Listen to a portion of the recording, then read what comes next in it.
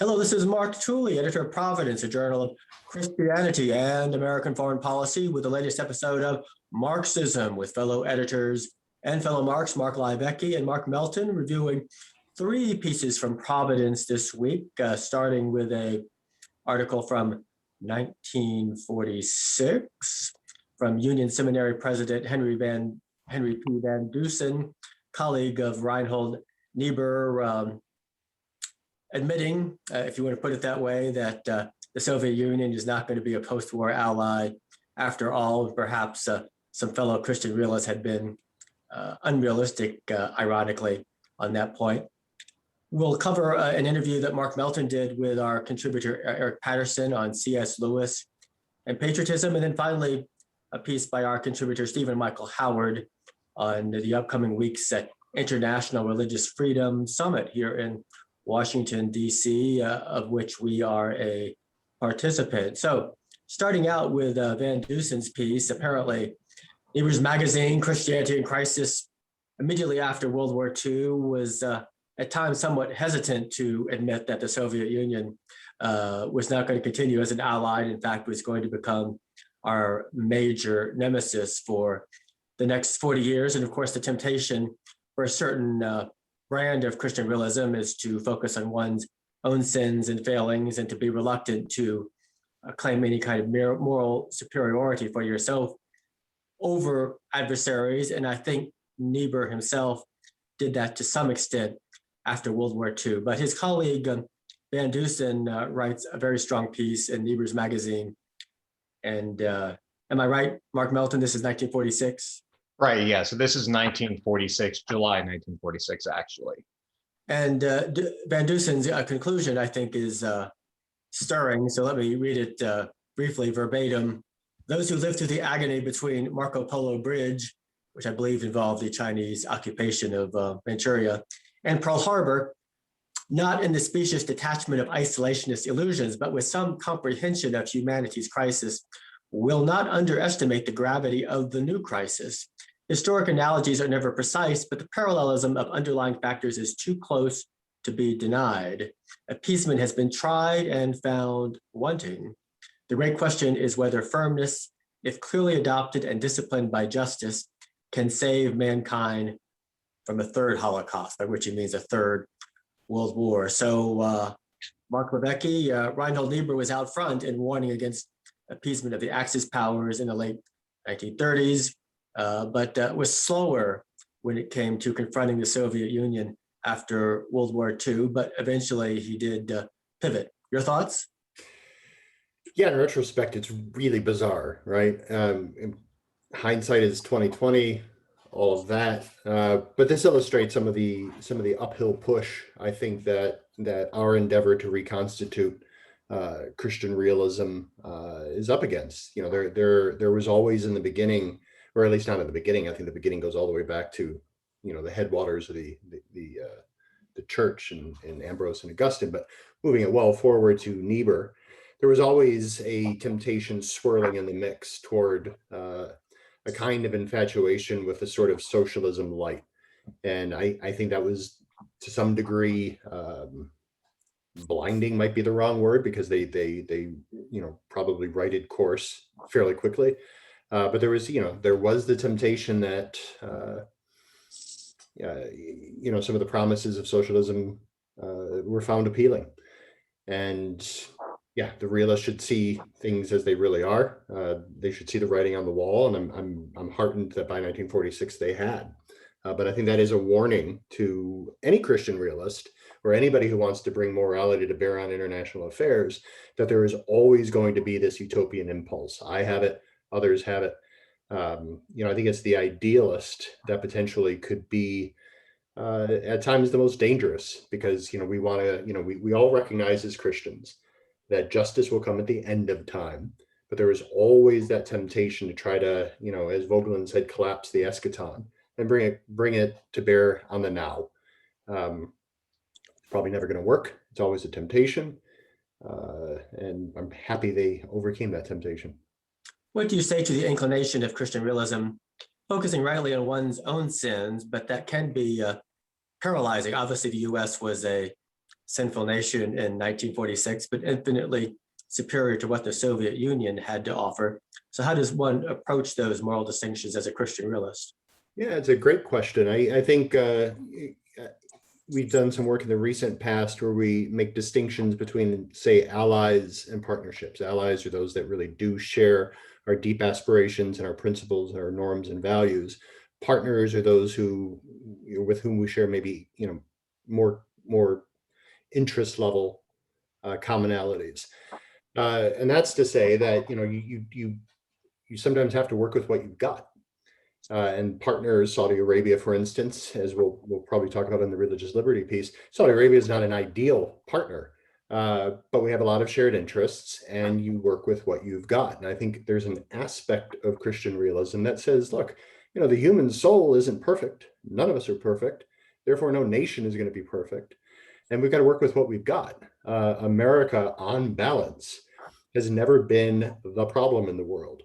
America, on balance, has always been a force for good in the world. And I think that's a realist reading of the evidence that's available.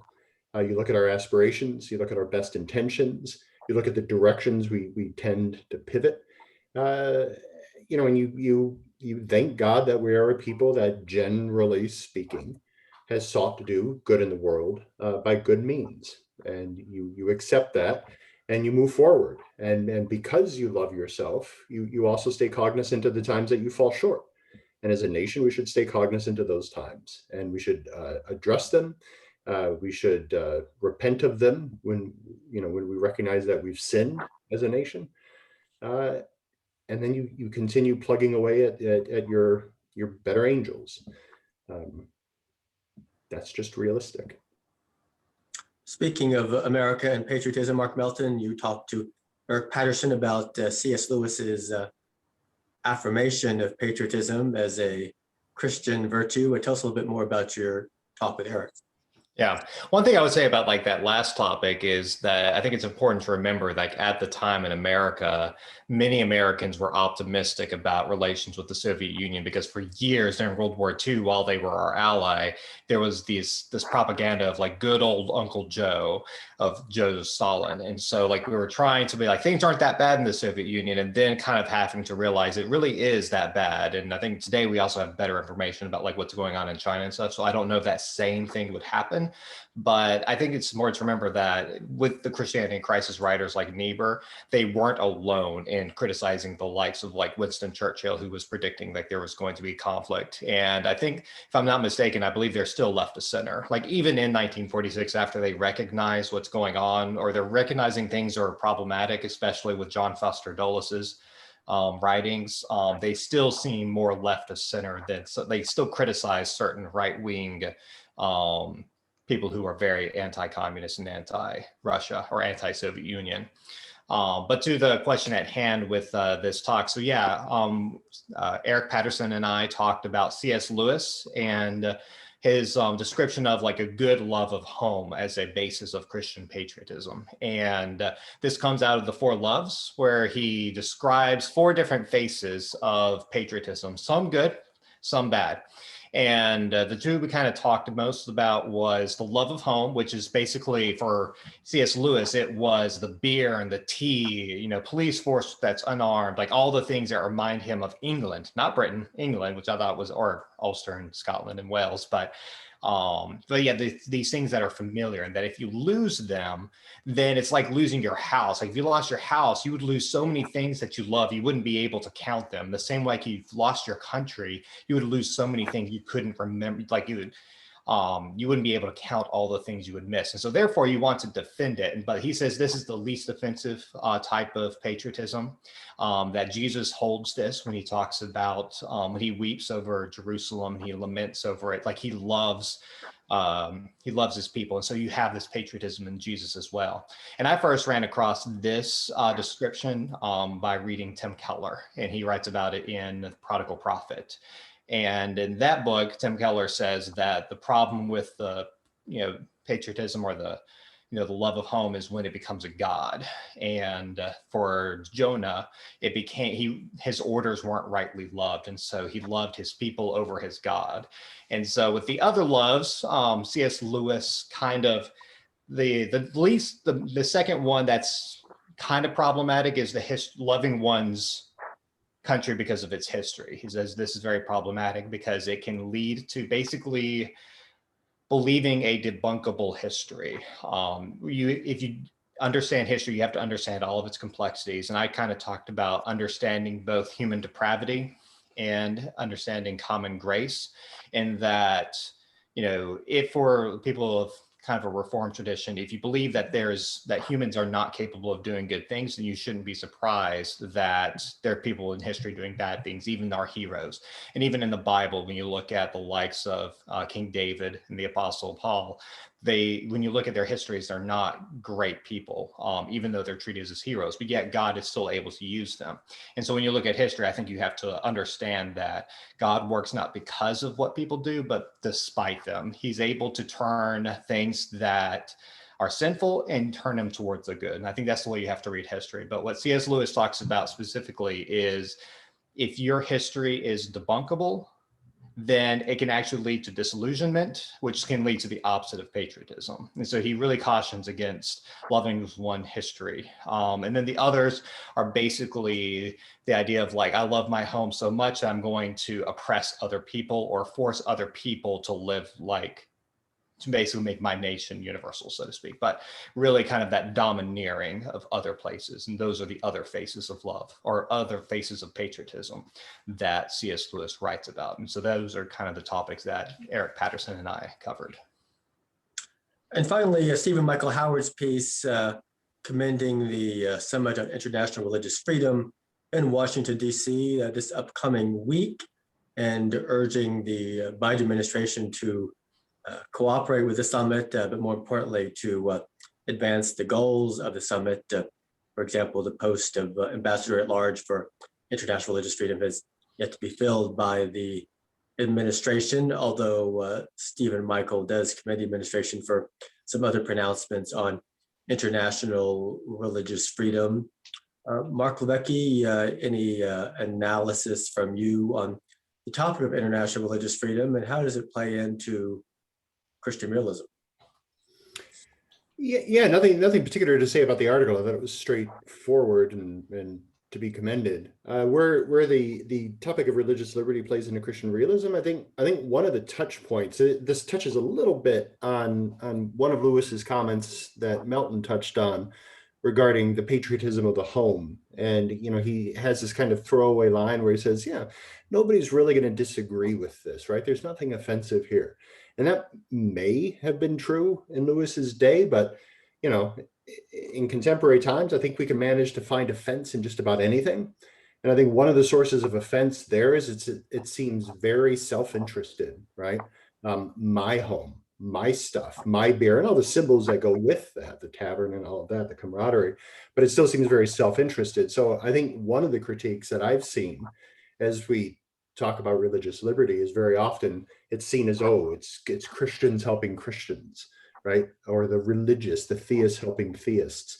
And for some, that kind of thing smacks of self-interest, which I find on the one hand very bizarre. But I think it's real, the push against that. So, you know, religious liberty ought to be sort of a human unifying thing. Every culture and every nation, every corner of the globe has religious affinities. And, you know, from the Canticle of Zechariah forward, you know, we are free because we were made to worship.